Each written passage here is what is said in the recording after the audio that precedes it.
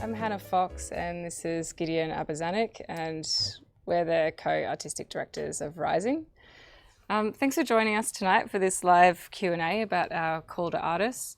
But before we begin, I would like to just take a moment to acknowledge the traditional custodians of the lands on which we live, learn and work, and on which Rising will take place, and there are many countries from which you're tuning in from tonight. We pay our respects to the Kulin Elders and all the Aboriginal and Torres Strait Islander peoples. We recognise the strength, resilience and artistic endeavours of all Aboriginal and Torres Strait Islander clan groups and language groups. And a key focus of Rising is to work closely with First Peoples and community to develop programming and experiences by and for First Peoples, and we hope that this call to artists forms part of that. We also want to welcome people who are deaf or hard of hearing. There's live captioning on Facebook, and we'll be providing a downloadable transcript of the Q&A on our website.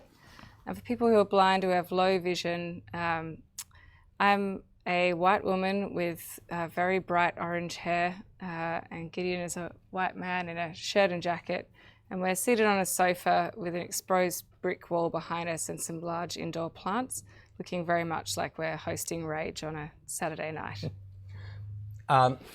To start with tonight, we thought it would be useful for the two of us to go over what Rising is exactly and provide you as artists some of the themes we're thinking about and the vision we have for the festival. So Rising really is an extraordinary new arts and culture festival for the Asia Pacific region here in Melbourne at the beginning of winter. It'll be June the 26th, 2021. May 26th. May 26th.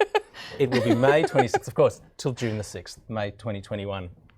And it really, as a festival, it brings together a whole lot of things that from in-venue type of shows, but also very much focusing on outdoor works, places and ways of bringing communities together into ways of experiences of ephemeral experiences of like ritual and performance. There is also, and maybe you can talk a little bit more about that as well. Yeah, sure. So when we started, we really tried to think about, how we can add to what is available in Melbourne as opposed to, just aggregating the sum of its parts. So really looking at trying to create experiences that are quite extraordinary, that don't happen all year round. Because really consider festivals the kind of marriage of community ceremony, the cultural display and counterculture, and that really means that the social is as important as the artistic elements.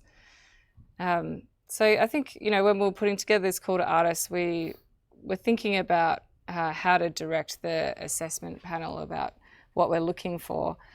And part of that was really about embedding accessibility in the curation, that's not just down to, marketing, that it's really about placement and pricing and invitation and participation. So that's a very core part of what we're trying to achieve with the program.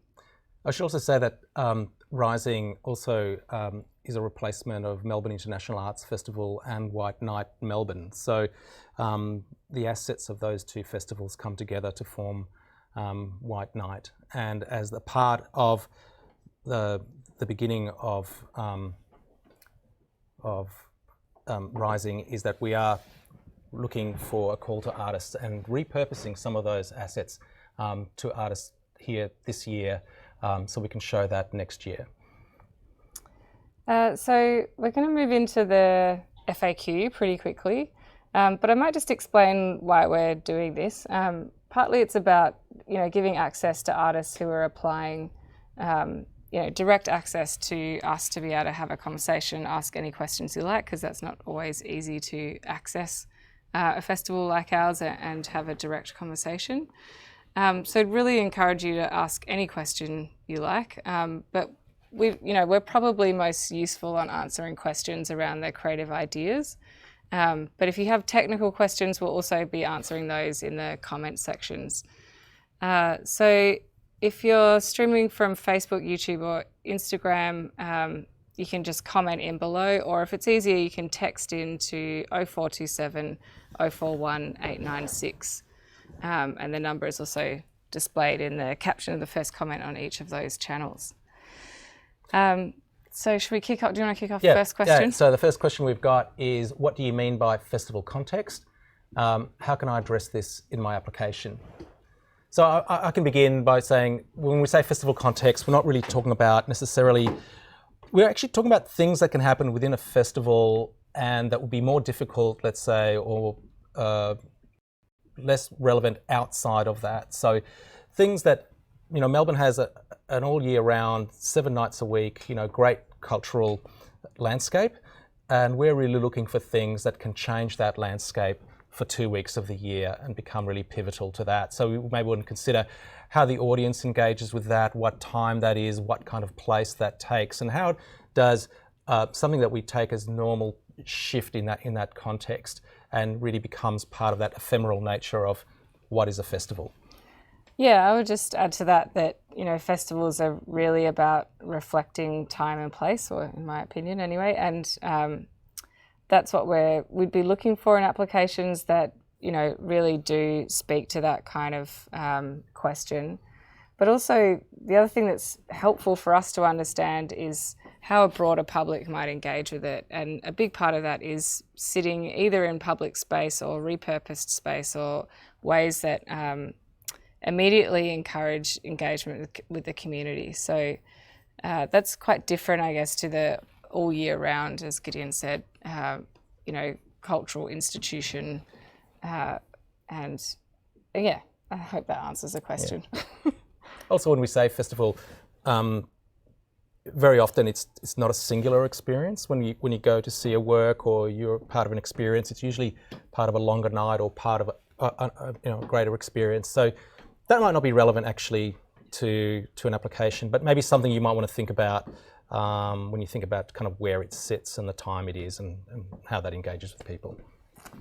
The next question we've got is, where will the festival take place, and can ideas be for outside of the Melbourne CBD?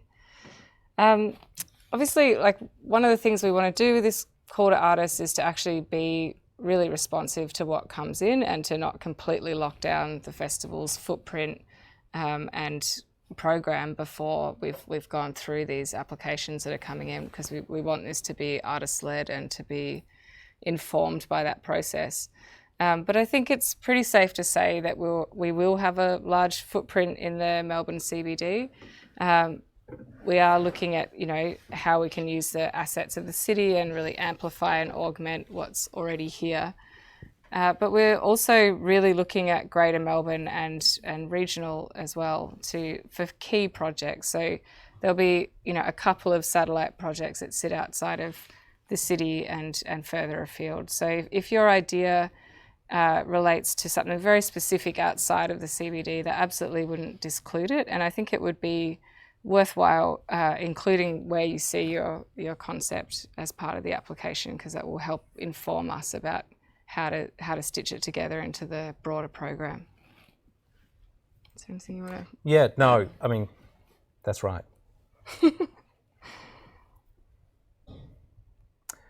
Here's a question. I'm part of a collective who is submitting an application. Can I apply as an individual as well? No, I don't think so, but I will refer to our producers. But we basically... I'm going to counteract you on this one, sorry. Okay.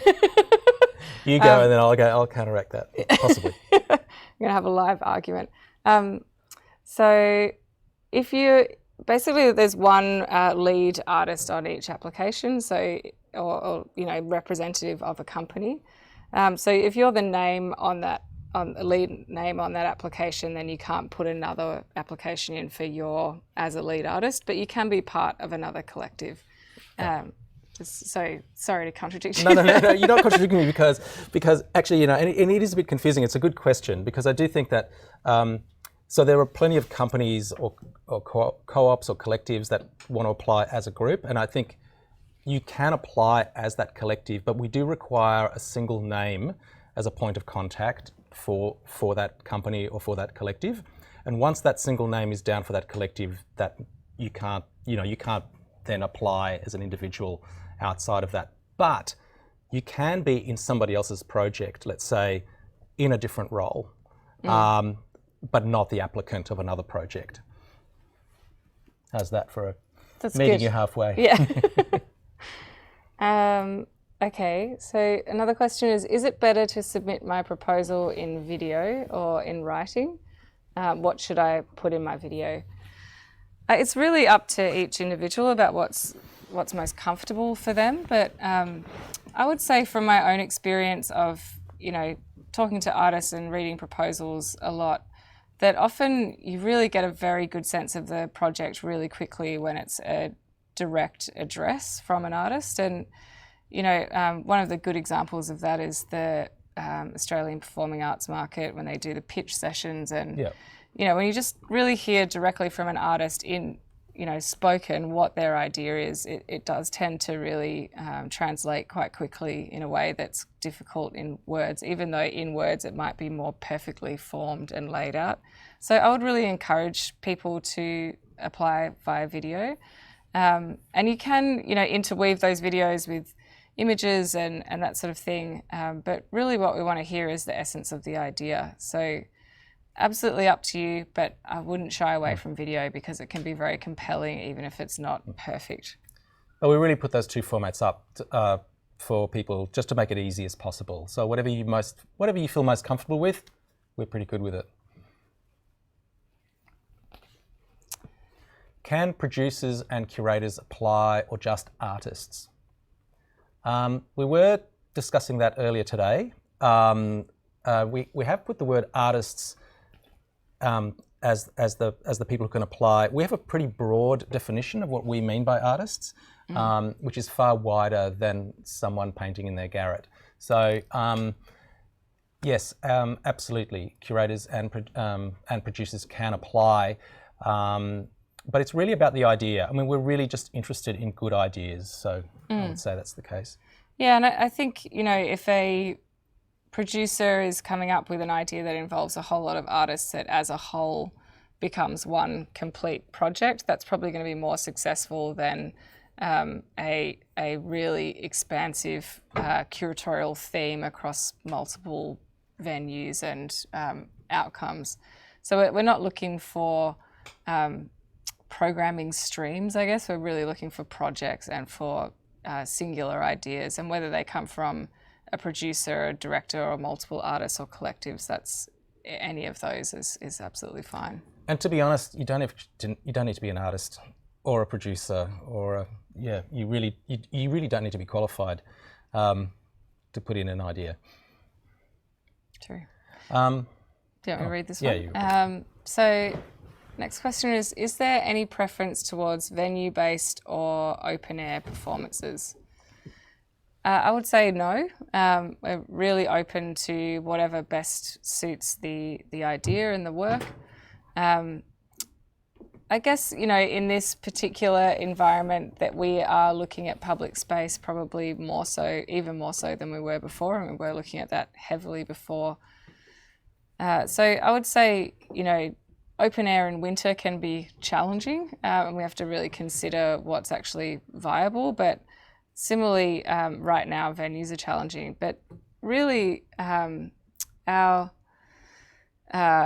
our role is to figure out how to present this work at these and artists, and we're not really looking for artists to solve those problems for us in terms of location, stitching together a program, social distancing, any of those things. What we really want to hear is just the essence of the idea, and then it's our job to kind of figure out how it all fits together and how the outcome actually happens. I would encourage people who are thinking about doing works in venues to possibly think about indoor spaces that aren't necessarily venues, or maybe offer a different experience to what is normal for that art form, just to be able to be sensitized to something that is happening within the context of rising. Yeah. What's the next question? Okay, so I love the emphasis on nighttime in your vision. However, can we propose things that happen during the day as well? No. Yeah, I second that. Next. Well, actually, things at twilight or sunrise. Either end of the nighttime, yeah. But we really do need to have some parameter on what we're doing. And we do have some leniency when it comes to, let's say, work for young people, very young people. We'll take some exception, but yeah, no. White Night is obviously a projection-based art experience. Are you wanting artists to propose something different to that type of experience?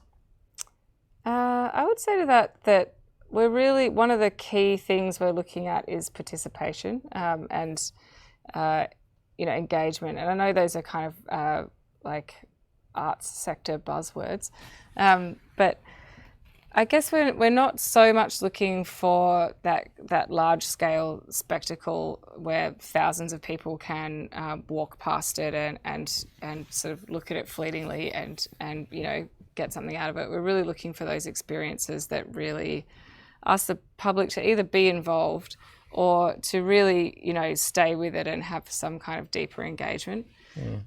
So it doesn't mean that projection is out. It absolutely isn't, and we'll be presenting a lot of video works, I think, but that's not the kind of the basis of what we're looking for. Anything to add to that? No. Are you wanting work that is performed each evening? When you say Melbourne specific but also applicable to other festivals, do you mean there should be a process that is able to be locations specific? Look, it's a good question because the criteria was quite contradictory, I think, in this sense. We are looking for things that are Melbourne specific, but we are also looking for works that can be done again in another city. So if it's applicable, let's say, to a political building, and its relationship is the politics to that building, is there a similar building of that nature in another city that same relationship would apply to, is I guess what we're saying in relation to that. And the reason behind that is that we can go into co-productions and co-presentations with partners in Australia and internationally with an idea or a concept that can shift from city to city, but essentially the concept itself remains very steadfast to what it means socially. I don't know if that explains it, but... Yeah, I think it does. Well, I hope it does. I think we're hoping to support works that can travel and respond to sites and communities, and whether that's Melbourne or another city, we want to support works that will have a life beyond our festival. And just to answer the first part of your question as well, having a performance every single night of the festival is not a necessary criteria at all. It could be a one-off event, or it could be something that actually runs beyond our festival dates.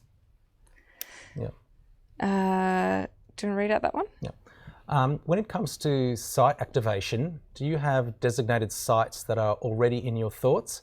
Infrastructure is often the biggest cost for site-specific work, and I wonder if there are sites that you could share your interest for activation.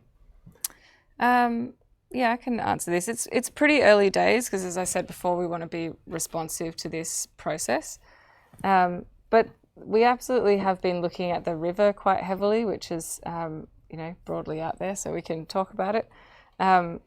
We're interested in the Birrarung as a major spine of the city, as a cultural ancestor, and as a place for coming together, that really kind of defines Melbourne. And so that is a spot that we're looking at quite closely, and not just in South Bank. We're looking at that eventually all the way out to Yarra Valley. So that's a very key site for us. I guess other than that, it's all pretty open at the moment. And I absolutely take your point on infrastructure being a huge cost for site-specific work, and we will be looking to try and share resources and to amalgamate. Amalgamate's the wrong word, but bring together a few works in a location. I I would say if your work requires a lot of infrastructure, then maybe think about the river and the CBD, and we can kind of help with that. I think if you're thinking about a work that requires a lot of infrastructure, but it's somewhere very specific out in Greater Melbourne, then that would be more of a challenge, possibly more of a challenge for us to support it. So things that, the further out they are, oh, actually that's not true. I mean, it depends on the idea really. But you know, in a city of close to 5 million people, we can't spread this festival out that completely everywhere and anywhere. So we will be focusing, you know, around the river and the city to begin with, and then working our way out. Which follows on to the next question. Is it just Melbourne as a location, or is regional Victoria an option also? It's absolutely an option, and I think the likelihood is that we'll do 1 or 2 key projects in regional Victoria each year. And that is really, we want to be able to do, you know, really significant, extraordinary works in this to a scale. So we will be supporting those sorts of projects, but it'll be less of a kind of, I guess, scattergun programming across the whole state, and you know, we'll focus on one spot each year to really just try and achieve something to the scale that we want to present. And that's completely open. We have no, you know, requirements around particular locations in regional Victoria or Greater Melbourne. And I think the likelihood is the festival will end up being 70 to 80% in the city and 20 to 30% elsewhere. That's kind of the split of what we're looking at. But once again, it's very much up in the air at the moment. Can we involve aspects of food and beverage into our ideas as part of the artworks experience? Yes, absolutely. In fact, we encourage it. And that's really, you know, the delineation between a festival experience and, let's say, you know, all year round possible cultural experience, that it is a larger, complete experience. So we like to consider what people experience from the minute they leave their front door, arrive, what they do afterwards, and go back home at the end of the night or in the beginning of the morning. So everything that's wrapped around that is something that we take an interest in. I think also, you know, been thinking about food as a real cultural gateway and a way that people do often interact with cultures that are not their own. And so looking at food and beverage from a cultural perspective is something we're very interested in, as opposed to just a purely commercial. Sure. So next question is, could you further expand on your commissioning and co-producing model? It's fairly new, so we're still developing it. But one of the main things we're looking at is, well, not just looking at, we've set up a national and international curatorial team. And a big part of that thinking was not so much just bringing ideas to Melbourne, but being able to be a generator for work here and actually having a very direct kind of pathway to take that work out to the rest of the country and the rest of the world. In terms of the model for co-producing, it's really case by case. And I think as we go through this process, we'll go through the 100 or so seed-funded projects. We'll then be starting to, as we go into creative producing and creative development of those projects, looking for partnerships, whether they are presentation or venue partners or that sort of thing, to really help support those projects to happen in the festival, but also to have a life beyond the festival. Yeah, I should mention too that with a call to artists, that once we identify the 100 shortlisted from the first round, there will be a much larger, more comprehensive application process to that will be paid for by us. And the people chosen from that round will have a creative development period, which will be substantially invested in. So regardless of whether that group, all of them make it into the festival or not, those pieces will be progressed to quite a substantial level. So there will be an option for any of those artists and any of those companies to then take those works and continue with them, whether they be in Rising or not. So we believe that we'll be actually giving quite a lot of resources towards works that we may end up not being able to put on for whatever reason. Next question is, the Melbourne International Arts Festival and White Night Melbourne were very different offerings and for very different audiences. Where do you see your target demographic for Rising? It's extremely broad, and we're not looking to replicate those two separate demographic groups and stitch them together into one thing.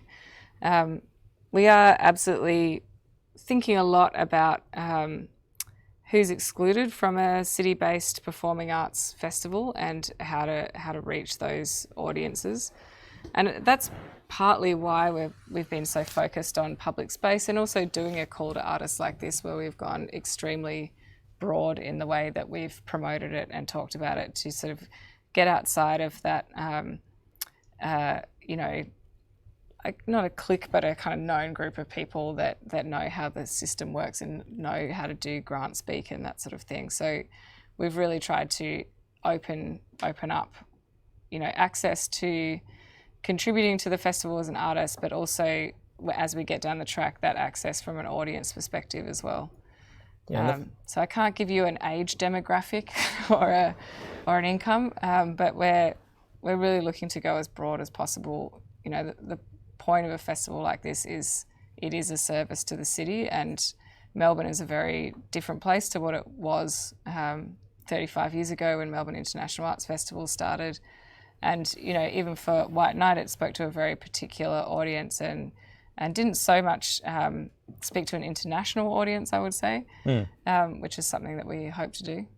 I mean, we really want this to be an honest reflection and inspiration of what Melbourne is now. And Melbourne is a whole number of things, actually. And it's a very diverse city. It's a very progressive city. It's a very creative city. And we do see that essentially culture is the narration of who we are and how we understand ourselves. And so everyone is a part of that. The culture is not just for a select group of people. Actually, everyone is a part of it. It is essential in that sense. And so we approach it in that broad way. And that's not to mean that the works are experiences are shallow and they're just trying to entertain people as easily as possible, but it is about presenting and producing works that a whole number of people can engage with, regardless of their experience within arts and culture. And I think that if we go back to Melbourne International Arts Festival and White Night, we kind of had this sort of the two ends of that spectrum in a way, and we're really wanting to find a new place of how to talk about and how to make work. Yeah, and I think to really drive home that point of accessibility and depth and integrity don't have to be mutually exclusive. That's really the core of what we're trying to do. The next question is, how much should we be thinking about the ramifications of COVID-19, social distancing, touching materials, etc., or are you just interested in the idea and work all that out later as things unfold? This is a really good question, and look, it's something that we as festival directors are scenario planning all the time, and we've got a whole number of festivals rolling around in our heads. But in many respects, that's sort of our job, and we don't want people to get too caught up in anticipating what might be, what might they have to prepare for. So because it's very difficult to tell what's going to be possible in 12 months' time.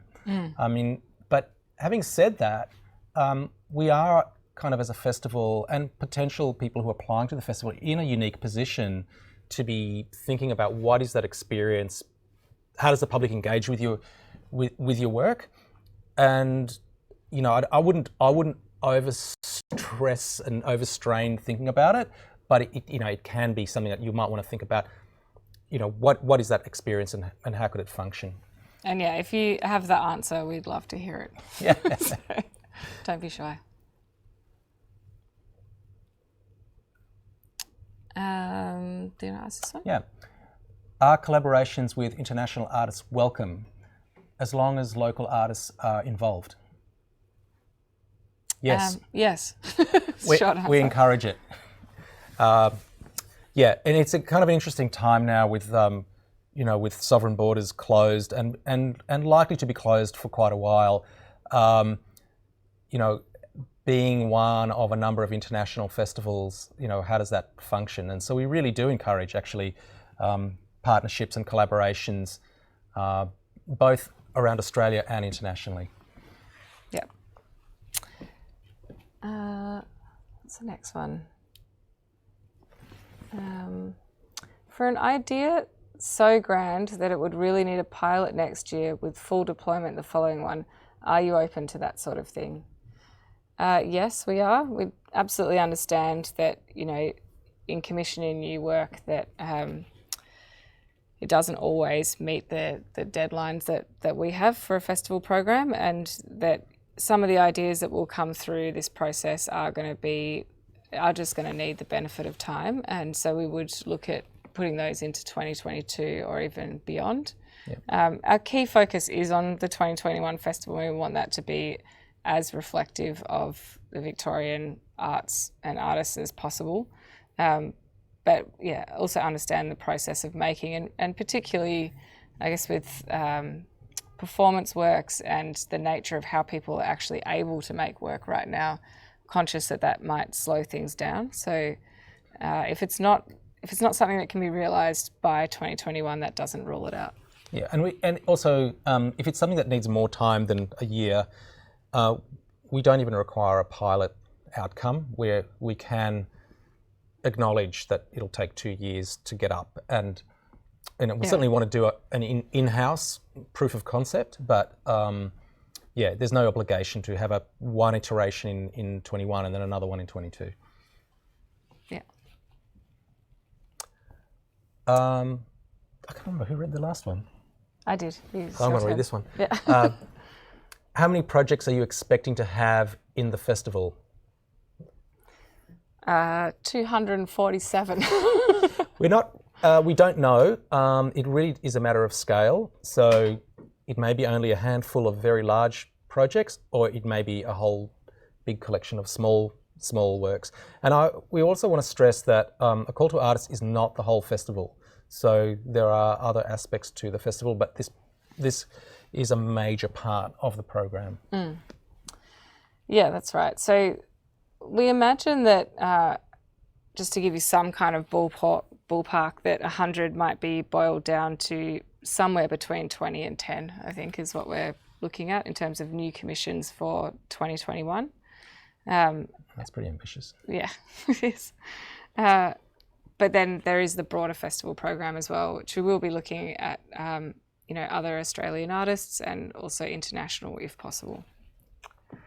So next question is, the newly defined festival runtime sits very close to Sydney's Vivid and Hobart's Dark Mofo. Would you see a conflict of interest if a single work has to be successful in Rising and another? I think what you're asking is about exclusivity. And I would say to that we're not looking for necessarily 100% exclusive content, and part of the thinking in being around that time of year is about being able to find other partners in the region for making work. It certainly is helpful if those projects have a slightly different outcome in each place. But I think, there is a real ethical question around exclusivity for artists in this moment, when they can't actually travel around the world with their works, and that, we do really want to seek partnership as much as possible, and also acknowledge that each festival needs to have its own experience and some level of exclusivity as a matter of course, but it doesn't have to be that way, and that we really want to partner as much as possible. Yeah, we're very much aiming for at particularly 21 for a real Melbourne experience for Melbourne and Victoria, and so I don't think we care that much whether it appears elsewhere. It won't affect us greatly. So, can you provide support to assist collaboration with traditional owners, especially for publicly cited projects? I can answer that one.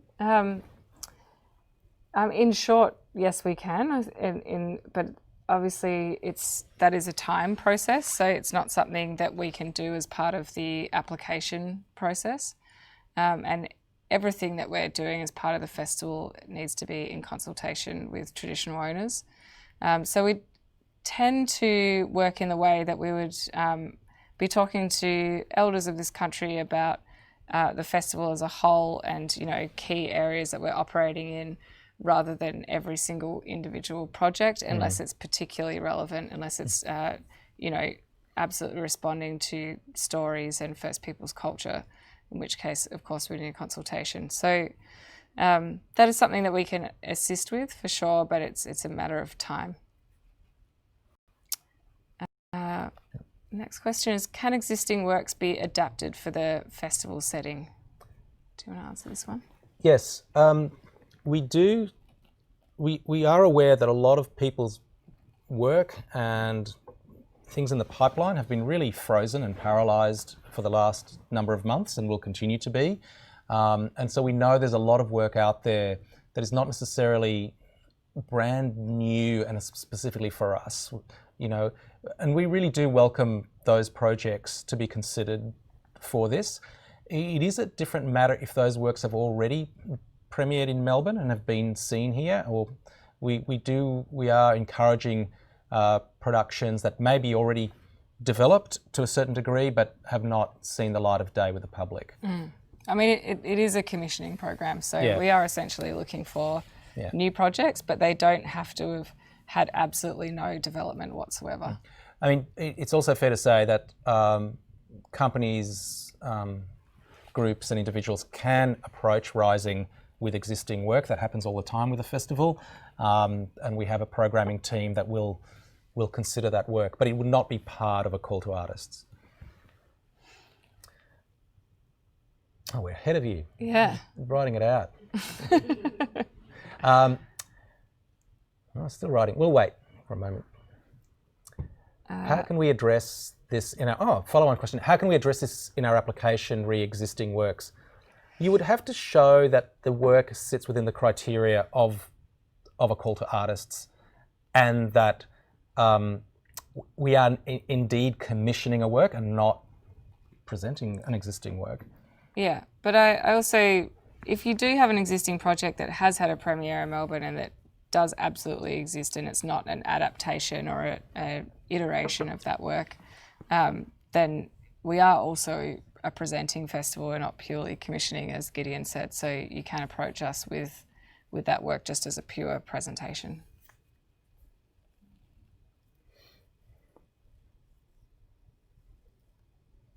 Okay, the next one. So with the festival taking place approaching the winter months, outdoor programming can commence earlier in the evening.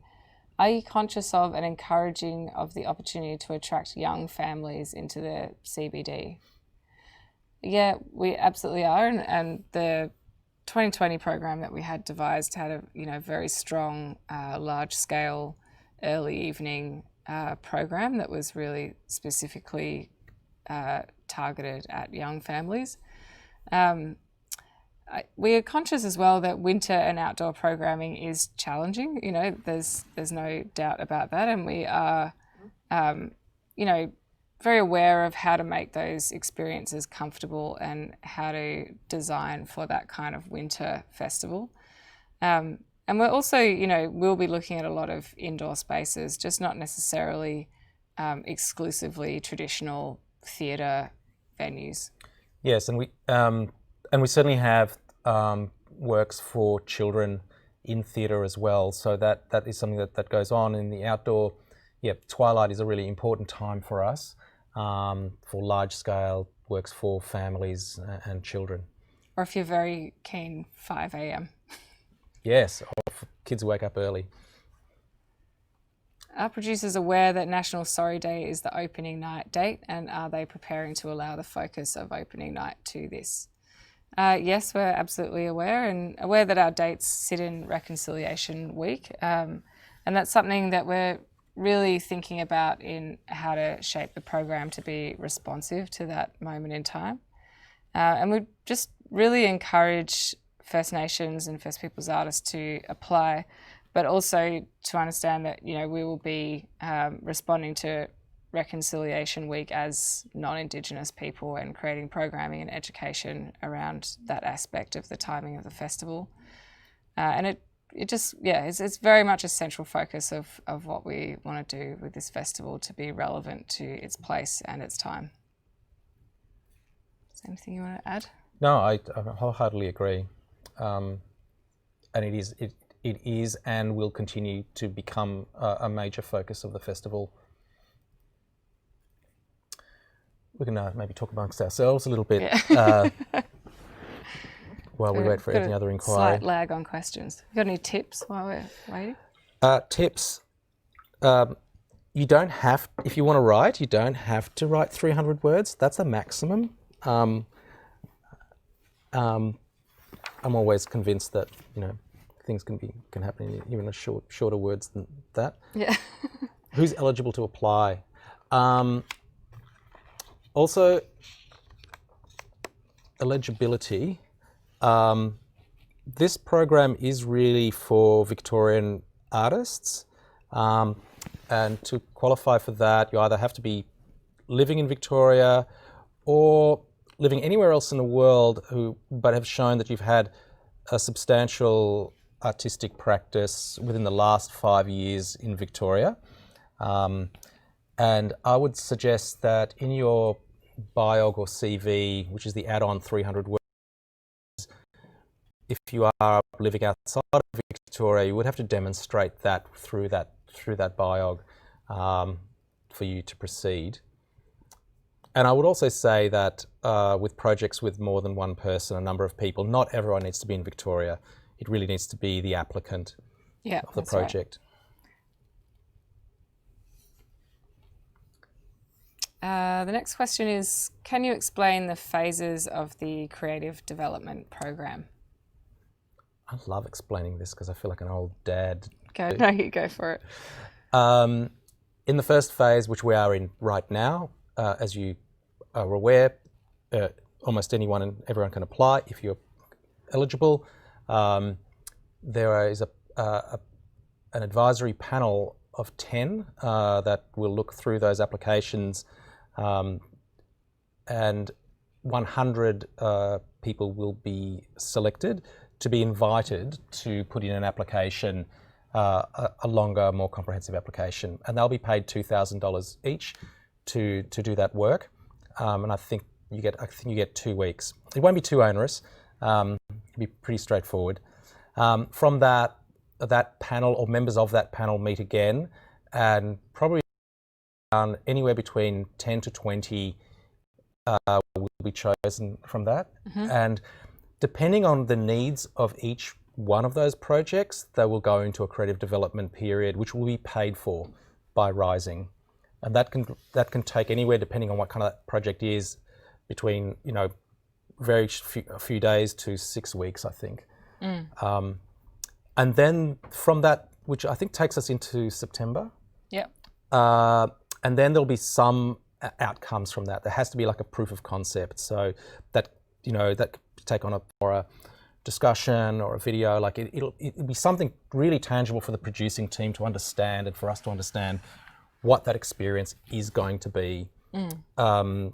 And from there, I would probably say that half of those projects, probably, or what we can produce within our budget, we would produce for 21. Some may go into 22.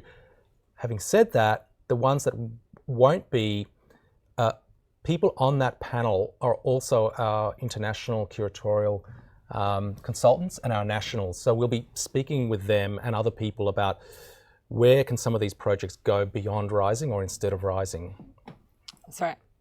And that will be happening, that consultation will be happening throughout the process once we get beyond seed funding.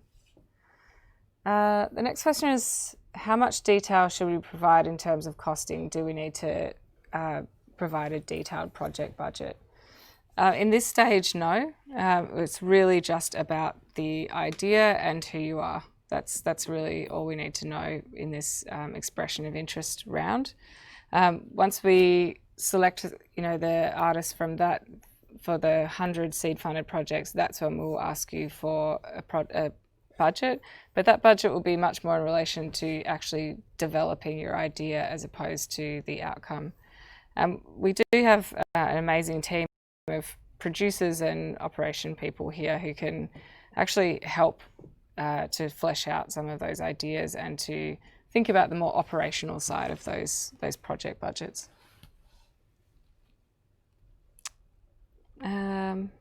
Okay. How would you suggest pitching big ideas that can be scaled down? Would you suggest? Oh, would you? Sorry, Yeah. I'm sorry. I just say what I want it to be. Would you suggest pitching big ideas that can be scaled down? Yes. Yes. I think this really is an opportunity to talk about big ideas. Very often we're not in that position, and this is one of those times where we can. So we would certainly encourage you to talk about big ideas. Knowing Hannah and knowing me, it's very unlikely we would ask you to scale it down. Yeah, I think this is a unique opportunity. You know, it is a really large commissioning fund that, you know, really is positioned on big, ambitious ideas. So it's not to say that that idea might be a one-on-one performance and that we would probably be just as interested in that as something for 10,000 people. So it's not necessarily always about scale in terms of, you know, physical impact. But I think this is an unusual opportunity to actually really put forward your biggest idea, and we can always negotiate back from there if we have to, but we would like to hear from you what you would really love to do. Okay, next one. Will the festival be prioritising theatre-based works, or will there be space for other mediums to be presented? It's absolutely going to be a very big mix. We are looking at all forms, and I would say that theatre-based works will make up one part of that program, but it's absolutely not the majority. We're also, you know, they're looking at a really, beyond this commissioning process and as part of it, a really large music program, visual arts that sit in public space, live art, dance works, site-specific performance. We're really open even to digital mediums, all sorts. So form is really not a restriction, and it won't be the traditional performing arts festival of a collection of shows in a book. That is something I can tell you with certainty. Who's on the panel for this first round selection process? Are we allowed to? I'm just turning to our producers here. Yes, we are. Great. I'm going to write them down as we say them, just to make sure that we haven't missed anyone out. Yeah. One of them is Jeff Kahn from Performance Space in Sydney. Another one is Genevieve Lacey, who's a musician, artist and curator from Melbourne. Amrita Heppy, who is a choreographer and performance maker who was living in Sydney, now living in Melbourne. Kimberly Moulton, who is a visual arts curator and producer as well, and she's also on a number of art museum boards. Daniel Browning, who is a writer and journalist in culture, Indigenous culture. He runs the show Away on Radio National, amongst many other things. And the international team, there's Michael Morris from Art Angel in the UK, which is quite unusual commissioning and producing group that work with a lot of major institutions and festivals, including Manchester International Festival, Tate Modern, and the National Theatre. Stefan Schmidke, he's the director of Theater de Welt in Düsseldorf next year.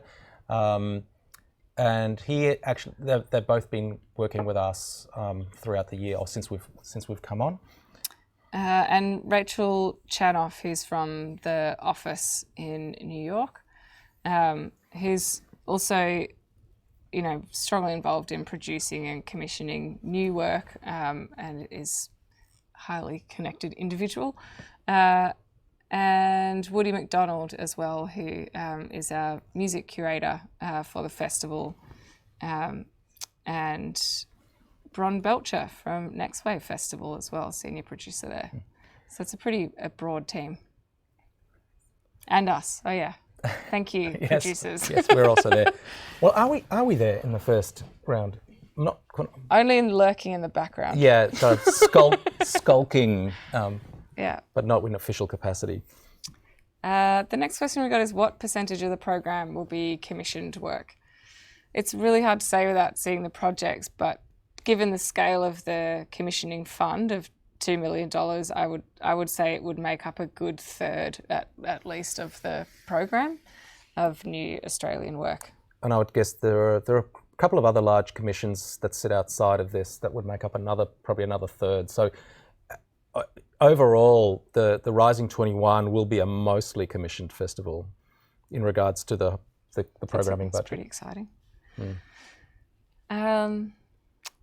Any tips for application content in regards to whether it should be focused on concept and selling an idea or story, or rather would you like to know our idea of the what, how, and other logistics? We really want to hear about the essence of the idea and how you see that, I guess, in the world. So that sounds really vague, but we're not really interested in, the freight and the venue and the technical side of it. We will be, but not right now. But we are interested in the audience experience, how you might see it sitting in a city, how you imagine people might encounter it, and how it connects to the public is, I guess, what helps really helps us understand where it might sit in a festival program. Yeah. So the concept and story and the idea is really the key thing, but also it is very helpful for us to understand, how you imagine people encountering that work. That's absolutely right. And I think in a way, what we do is we're kind of really the representative of the public, an informed representative of the public. So we are looking at things from that experiential point of view. So the more you can kind of give us that sense, the easier it is for us to engage. I can read this one. Oh, sorry. I thought it was the same question. Are you looking for work that fits to a curatorial vision, or will you develop the festival's vision from the work that you commission? The second part. Yes. So we've pretty much laid out a pretty straightforward criteria, even though it's contradictory. And so we are looking for works that sit within that criteria, but they can absolutely, within that criteria, it's loose enough to have a vision. And we would like to think that we are certainly being responsive to people's ideas rather than drive those ideas. We really would like the inaugural Rising to be reflective of the artists that live and work here. And so hoping to see from this commission, ideas that really help guide us in how to build the festival. And particularly in this moment, obviously we're living in a world of, very rapid change. So even more so, we're less fixed to, very set, it has to be themed or anything like that. So we're getting a sense that we're really coming to the end of, and I think we've really looked at a lot of people's queries, and I hope this has become useful for people who are wishing to apply. We really do encourage you to apply. We would like to finish with some final tips that have been presented to us, and we would like to present it to you. We may have covered them, but in case we haven't, be mindful of whether your idea and the way your idea is presented takes into consideration the criteria we've outlined in the call to artists. Which is all on the website. There's quite detailed information there, and also the FAQs is really worth reading. The other one I'd say